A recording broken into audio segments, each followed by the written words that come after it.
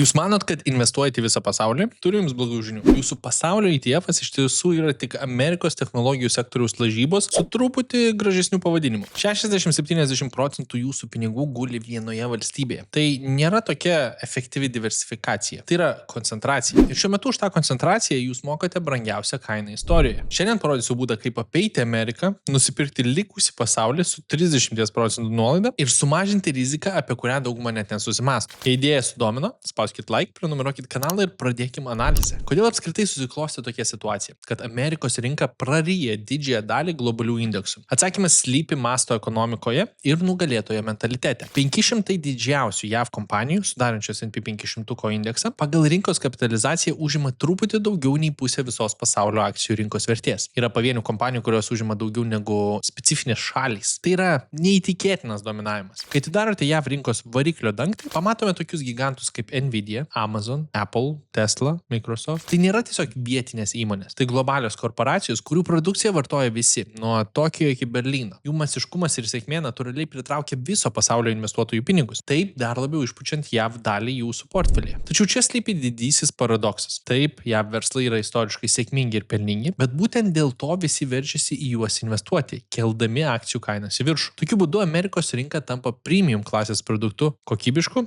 bet velniškai brangiu. Kad geriau suprastume, apie kokius skaičius kalbame, palyginkime du scenarius. Standartinį pasaulio indeksą su Amerika ir indeksą, kuris JAV ignoruoja. Remiantis praėjusių metų pabaigos duomenimis, MSCI World indekso kainos ir pelno santykis, Price and Earnings, PE, siekia apie 24 punktus. Tuo tarpu, jei iš to paties indekso išimtume JAV, PE rodiklis nukrenta žemiau 18 punktų. Ką tai reiškia paprastam investuotojui? Pirmuoju atveju, už kiekvieną įmonę uždirbtą eurą jūs mokate 24 eurus investicijų. Antruoju atveju tą patį pelno eurą nusipirkate už mažiau nei 18 eurų. Matematiškai žiūrint, investavimas į likusį pasaulį be JAV šiuo metu yra daugiau nei 30% pigesnis. Jūs gaunate tą patį pelno potencialą su ženklia nuolaida. Bet kaina nėra vienintelis faktorius. Svarbu įvertinti ir specifinę riziką. JAV rinkos pagrindas šiandien sudaro vadinamasis didysis septynetas. Technologijų milžinai. Nors tai nuostabios kompanijos, jos visos priklauso vienam labai volatiliam technologijų sektoriui. Jei rytoj vyktų dirbtinio intelekto burbulo sprogimas arba griežtesnis reguliavimas, visa JAV rinka, o kartu ir jūsų pasaulinis ETF-as važiuotų žemyn. Investuodami be JAV, jūs sumažinate šią koncentracijos riziką. Tai dabar kaip tai padaryti? Kaip investuoti į pasaulį, bet palikti Ameriką už borto? Sprendimas yra vadinamieji ex-US be JAV ETF fondai. Pavadinimas pasako viską. Šie fondai investuoja į visas išsivysčiusias rinkas, išskyrus Jungtinės valstijas. Šiuo metu vienas geriausių instrumentų Europos investuotojams yra X-Trackers MSCI World ex-USA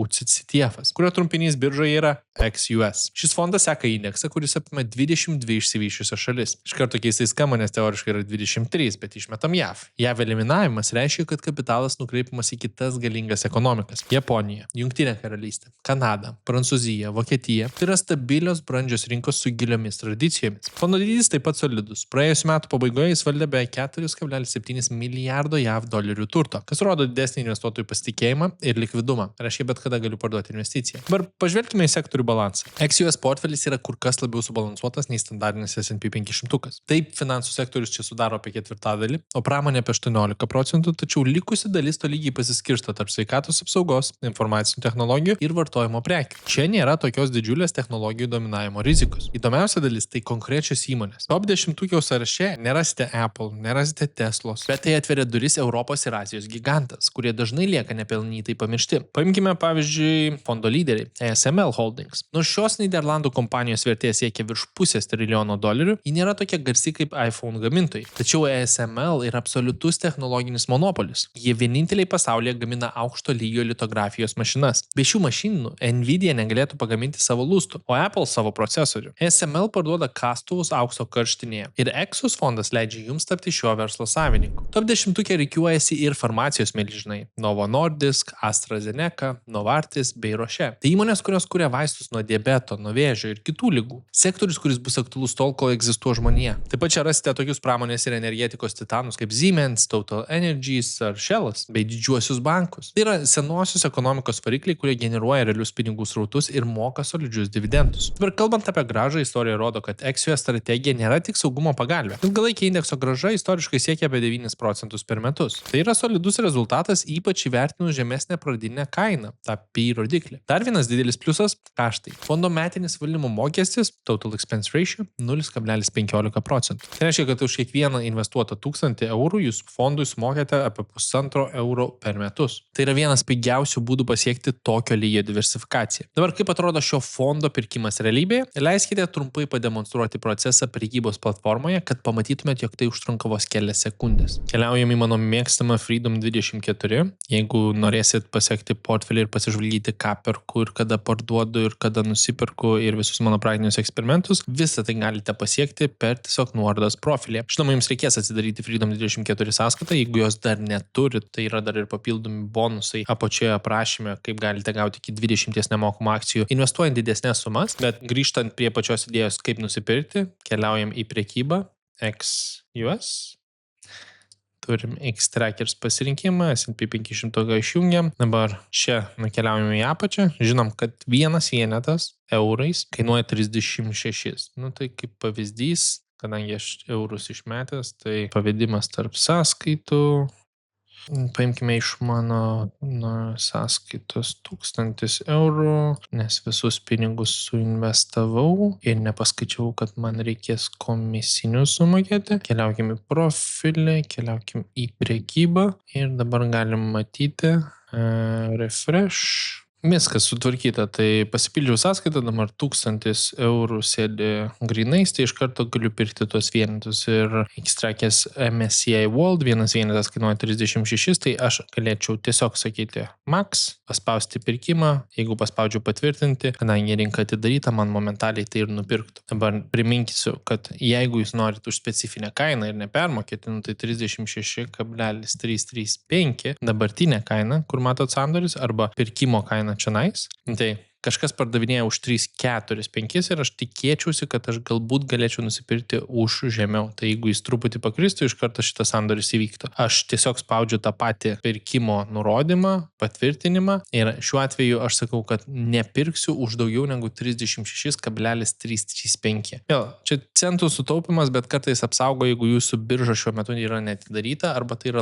mažiau populiarus pasirinkimas. Kadangi matom, kad sandorių kiekis per dieną 60 000 yra per akis, kad aš raščiau pirkėjus ir pardavėjus, tai nemanau, kad čia bus kažkokios specifinės problemos jums iš karto nusipirkti arba likviduoti šitą pasirinkimą. Dabar kyla esminis strateginis klausimas. Ką daryti, jeigu jūsų portfelis jau suformuotas aplink JAV rinką? Turite SPYL, VOA, SXR8. Aš jokių būdų nesiūlau visko parduoti, tai būtų toks emocinis, o ne loginis sprendimas. JAV rinka yra ir bus galinga, bent jau mano toks statymas. Tačiau XUS gali tapti puikiu papildymu efektyvesniai diversifikacijai. Jeigu, sakykime, norite riboti Ameriką ties 50%, paliekat SPYL, VOA ar SXR8 ir pildote XUS iki to momento, kada pasiekėt norimą proporciją. Dar papildomas prieskonis iš besivystančių rinkų, manau, praverstų šiam portfeliui, bet apie tai kitame epizode, tad nepamirškit paspausti subscribe. Visas šitas dėliojimas jums suteikia kelis privalumus. Pirma, jūs sumažinate technologijų sektoriaus riziką. Antra, jūs efektyviau diversifikuojate šalis. Trečia, jūs pasiruošite scenarijui, jei JAV rinka patirtų prarastąjį dešimtmetį, kaip nutiko nuo 2000 iki 10 ar net 12. O kitos pasaulio šalis tuo metu augtų. Tai yra rizikos valdymas per geografinį balansą. Ta pati logika galioja ir tiems, kurie investuoja į viso pasaulio fondus. Pridėję XUS, jūs tiesiog atskidžiate tą 60-70% JAV dominavimą ir sukuriate labiau subalansuotą pasaulinį portfelį. Apibendrinant, investavimas nėra vien tik Amerika. Pasaulis yra didelis, pilnas inovacijų ir pelningų verslų už Atlanto ribų. XUS strategija yra būdas pasiekti šias rinkas pigiau ir su mažesne technologijų sektoriaus rizika. Tai nėra JAV atmetimas, tai yra protingas portfelio pildymas. Jei ši analizė jums buvo naudinga ir padėjo praplėsti akiratį, nepamirškite paspausti patinka, prenumeruoti kanalą, o čia palieku epizodą